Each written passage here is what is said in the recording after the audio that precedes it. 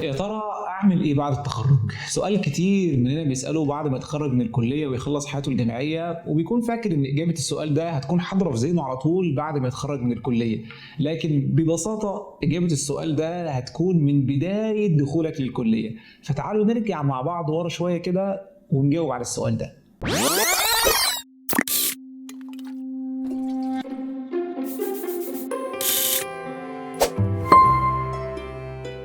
اهلا بيكم في فيديو جديد من قناه المعيد. معاكم عبد الله نبيل، ولو لسه جديد على القناه فتقدر تتعرف اكتر على محتوى القناه من خلال الفيديو التعريفي اللي بيحكي كتير عن محتوى القناه، اللي هتلاقيه موجود في علامه الاي وهتلاقيه موجود في الديسكريبشن في الوصف بتاع الفيديو. تقدر تبص نظره سريعه على الفيديو وتتعرف اكتر على محتوى قناة المعيد. في فيديو النهارده هنتكلم عن سؤال محوري في حياة كل واحد فينا. السؤال ده للاسف كتير مننا بيعتقد ان اجابة السؤال ده تكون حاضرة في ذهنه بمجرد ان هو يتخرج من الكلية، اللي هو اعمل ايه بعد التخرج، ماذا بعد التخرج. لكن للاسف اجابة السؤال ده بتبدا من بداية دخولك الحياة الجامعية. فتعالوا في 5 نصايح سريعة هنتعرف فيهم في الفيديو ده نقدر نجاوب بيهم على سؤال ماذا بعد التخرج. أول نقطة هنتكلم عليها علشان نقدر نجاوب سؤال ماذا بعد التخرج وفعلا ما نوقعش في فخ سؤال ماذا بعد التخرج هي الاتيتيود. الاتيتيود يعني طريقة تفكيرك بعد دخولك الكلية، مش بعد تخرجك، لا، من بعد دخولك الكلية. سواء كنت في أي كلية، سواء كنت مهندس، دكتور، محامي أو أي كلية، بيبدأ كل المحيط اللي حواليك بينادوك بشخصية الكلية دي.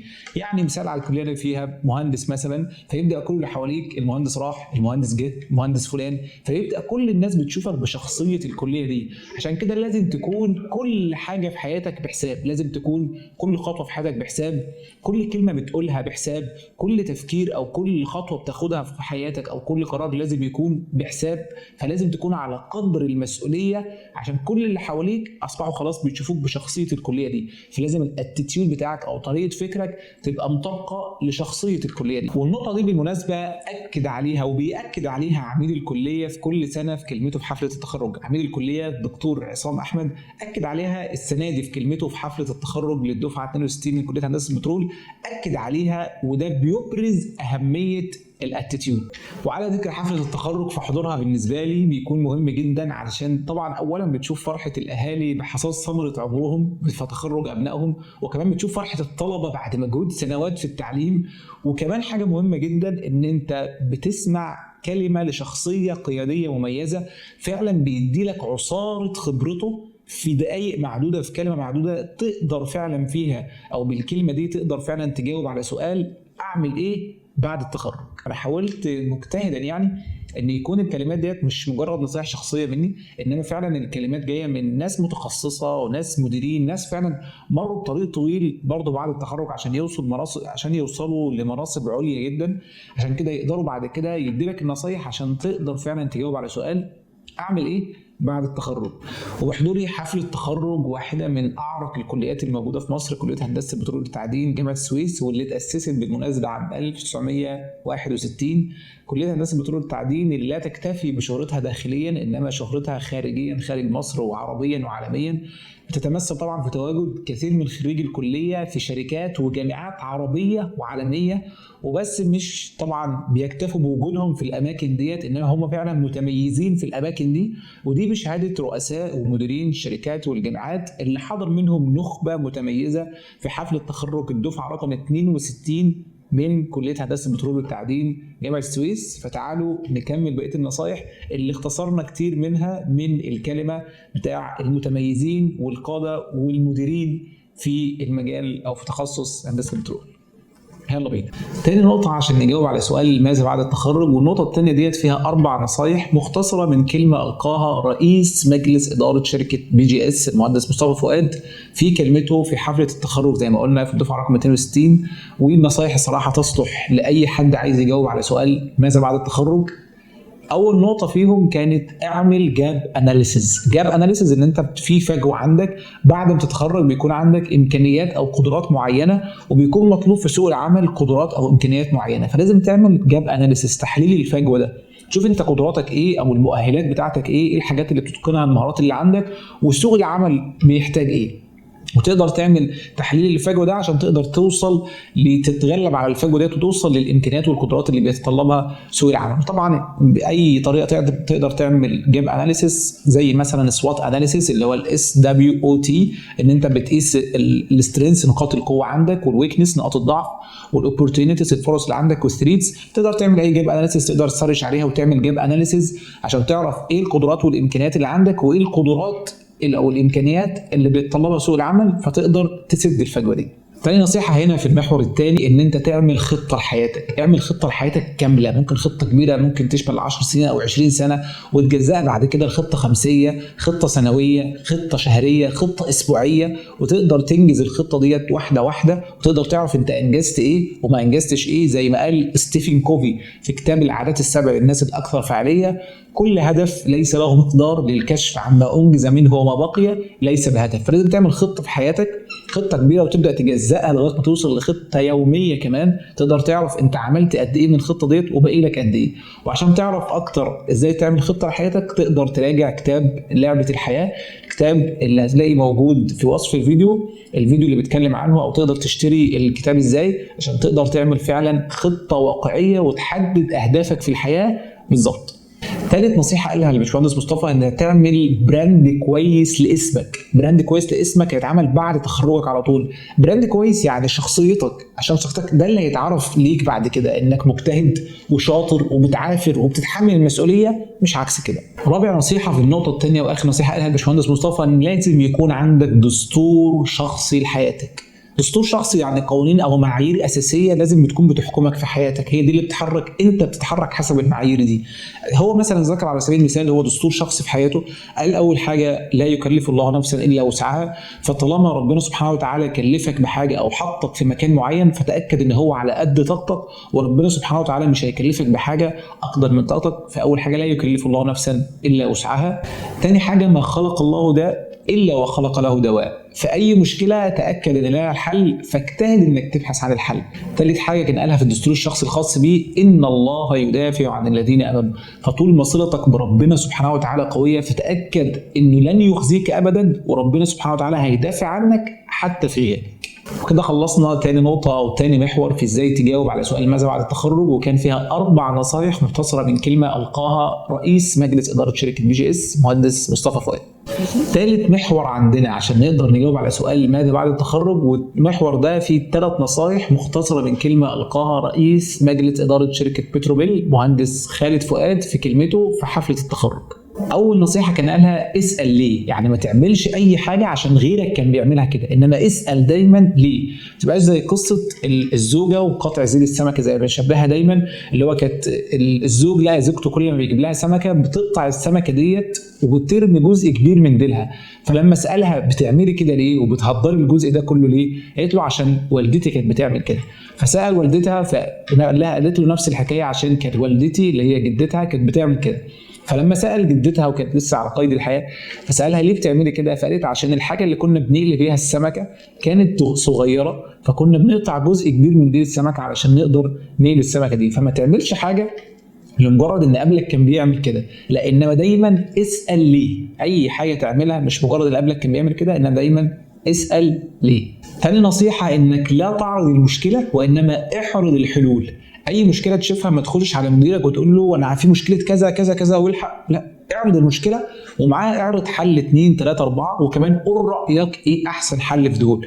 ده هيخليك مش شخص محوري بس بتعرض المشاكل او بتبص على المشاكل، ده حتى هيعكس شخصيتك ان هي بينم عن شخصيه ايجابيه، مش بس بتبص للمشاكل، انها تبص المشكله وبتبحث عن الحلول. ثالث نصيحه كان قالها الباشمهندس خالد في كلمته هو الدقه في المعلومه اللي انت بتنقلها.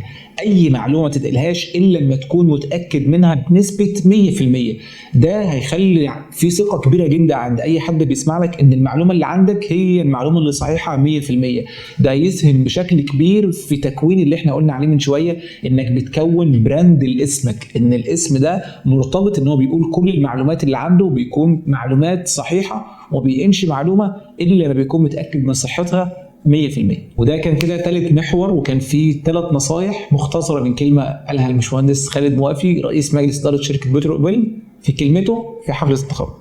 رابع نصيحة واللي قبل الأخيرة، وهي النصيحة ديت كانت مختصرة أيضا من كلمة عميد الكلية دكتور عصام في كلمته في حفلة التخرج، وهو إن الخوف من المستقبل ده أمر عادي، أمر طبيعي جدا إنك تخاف من اللي جاي، بس لازم يكون الخوف ده يكون إيجابي، ما يكونش خوف سلبي بيجيب لك إحباط وتشاؤم، إنما الخوف الإيجابي اللي بيكون يخليك يحركك إنك تعافر وتجتهد لغاية ما توصل لهدفك، حتى ولو لم تصل لهدفك فتكون مدرك ومتيقن إن السير على طريق الوصول وصول. خامس واخر نصيحه معانا عشان تقدر تجاوب فعلا على سؤال ماذا بعد التخرج، وهو اتعلم اولا ما يخدم هدفك. يعني مش اي حد يرشح لك كورس او دوره تدريبيه تروح على طول تشارك في الكورس ده، حتى لو كانت مجاني او حتى لو كنت هتدفع فيها فلوس وهتبذل فيها وقت ومجهود. مش اي كورس حد يرشحه لك خلاص اروح اشترك في الكورس او الدوره التدريبيه ده، لازم تشوف الكورس ده هيخدمك في الطريق ولا لا، عشان ما تجيش بعد فتره من ان انت شاركت في الكورس او في الطريق ده تحس ان الكورس اصلا مش مفيد ليك خالص، او ممكن مفيد ليك بس قدام شويه. عشان كده لازم تحدد اهدافك الاول، وبناء على تحديد اهدافك تشوف ايه الكورسات او الدورات التدريبيه اللي بتخدم هدفك وعلى طول تبدا تاخد الكورسات دي. على سبيل المثال مثلا لو اشتغلت في المبيعات واحتجت ان انت مثلا تتعلم اكتر ازاي تتعامل مع العملاء، فعلى طول روح شوف كورس او دوره تدريبيه بتخص الحاجه دي، حتى لو تدفع فيها فلوس كتير بس انت عارف الجاب عندك فين. زي ما قلنا من شويه في الكلمه برضو في النصيحه الثانيه، تعمل جاب اناليسيس، انا عندي نقص في حته او يعني ممكن عيب في حته التعامل مع العملاء، فهبدا ان انا اروح كورس او دوره تدريبيه هتعلمها عشان دي بتخدم هدفي اللي انا نزلت سوق العمل وشفت ايه اللي ناقصني فعلا وبدات اتعلمه. مثلا ان انت محتاج ان الكوميونيكيشن يكون بالانجلش كويس جدا، فعلشان كده تبدا مثلا تشوف كورس انجليش كويس حتى لو تقعد فيه سنه 2 3 المهم، وحتى لو تدفع فيه فلوس كتير لكن الكورس ده فعلا هيكون هيخدم هدفك. فمثلا حتى في تخصصنا في مجالنا او في مجال الهندسه، فمثلا رحت ممكن تدريب في شركه او نزلت سوق العمل على طول بعد التخرج، فلقيت مثلا التعامل مع الايكوبمنت او المعدات، حسيت ان انت مثلا مش تقيل في المجال ده او مش تقيل في الجزئيه دي اللي هو الايكوبمنت مثلا، سواء البامب كومبريسورز الفولف او اي شيء من ده، فعلى طول تروح تاخد كورس او تتعلم الحاجه اللي تخليك كويس في الجزئيه دي. فالمقصد من النقطه ديت ان انت تبدا تنزل سوق العمل، وتبدا حتى لو بتروح تدريبات في اثناء فتره الكليه او بتنزل شغل في اثناء فتره الكليه، تشوف ايه الحاجه اللي بتخدم هدفك، ايه الحاجه اللي انت محتاج تتعلمها، وبعد كده تبدا على طول تتعلمها، وتخلي ده اللي هو زي ما بنقول بيدنك في الحياه، ده اسلوب تعلمك في الحياه، ان انت بتشوف اولا ايه اللي بيخدم هدفك وبعد كده تروح تتعلمه. دول كده كانوا 5 نصايح تقدر تستعين بيهم عشان ما تقعش في فخ سؤال اعمل ايه بعد التخرج. ففي النهايه نيجي للجزء العملي اللي هو اهم جزء بعتبره بالفيديو، لان الكلام انا قلته ده كله كلام كتير، قلت كلام كتير، بس الجزء العملي هو الجزء التطبيق فعلا الخاص بيك اللي تقدر تحول الكلام اللي قلته ده على ارض الواقع على شخصيتك انت.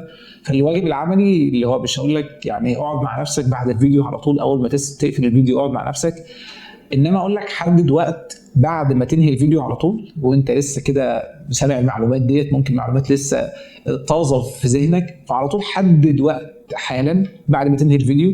الوقت ده ممكن يكون بعد الفيديو على طول، ممكن يكون في خلال اليوم، في خلال اسبوع، شهر، سنه، حسب وقتك.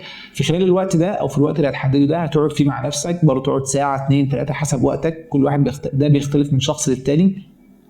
هتقعد مع نفسك وتبدا تحط خطه لحياتك. طب اعمل ده ازاي؟ مش هقول لك اعمل الصح، انما هديك بقى فعلا طريقه عمليه تقدر تستعين بيها تحط خطه منظمه جدا لحياتك، زي الخطه اللي انا الحمد لله ماشي بيها من سنوات وما زلت ماشي بيها. والخطه دي اختصرتها في كتاب، الكتاب نزل في معرض الكتاب بقاله 3 سنين، الكتاب اسمه لعبه الحياه. هتلاقي تفاصيل اكتر عن الكتاب في الوصف بتاع الفيديو، ازاي تستعين بالكتاب او ازاي تحصل على الكتاب. الكتاب فعلا اللي هيعلمك تحط خطه منظمه جدا لحياتك بناء على اهدافك انت وقيمك الشخصيه انت، فتقدر تلاقي وصف او كلام اكتر عن الكتاب وتوصل الكتاب من خلال وصف الفيديو. بس كده وصلنا لنهايه الفيديو، ولو وصلت للنقطه دي بالفيديو فانا شاكر ليك جدا انك اتفرجت على الفيديو للنهايه، واتمنى يكون المحتوى فعلا استفدت منه. ولو فعلا شايف المحتوى مفيد وتقدر تشيره مع اكبر عدد من اصحابك بحيث يستفادوا. برضه ما تنساش تعمل اشتراك في القناه عشان يوصل المحتوى لاكبر عدد من الناس يقدروا يستفيدوا منه ان شاء الله. ولو عايز تعرف اكتر على محتوى القناه هتلاقي في فيديو تعريفي عن محتوى القناه في وصف الفيديو. شكرا لكم مرة تانية، وما تنساش دايما شعار القناة انك تخلق العالم الخاص بيك حتى مهما كان العالم حواليك. فدايما الشعار اللي بقوله قول اللي حواليك كلهم لما تصنع العالم الخاص بيك: Welcome to my own world, leave a positive impression or just smile. نلقاكم على خير بفيديو جديد على قناة المعيد. كان معاكم عبد الله نبيل. سلام.